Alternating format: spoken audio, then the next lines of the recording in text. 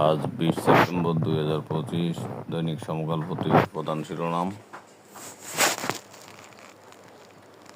গাজীপুর সীমান্ত দিয়ে 18 বাংলাদেশিকে হস্তান্তর করল বিএসএফ। নিম্নকক্ষ নির্বাচন হবে আসনভিত্তিক, উচ্চকক্ষ পিআর পদ্ধতিতে, বদিউল আলম। চিকিৎসাধীন শিশুর মৃত্যু ঘিরে ঢাকা মেডিকেল কলেজে হাতাহাতি ও ভাঙচুর।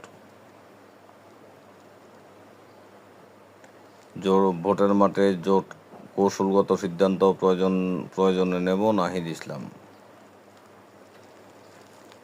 বাগরম ঘাঁটি ফেরত চান ট্রাম্প, প্রস্তাব প্রত্যাখ্যান তালেবানদের। এনবিআরের সদস্য বেলাল চৌধুরীর বিদেশ যাত্রা নিয়ে যা বলছে পুলিশ। মোহাম্মদপুর জোনের এসি সহ 3 পুলিশ কর্মকর্তা ক্লোজড।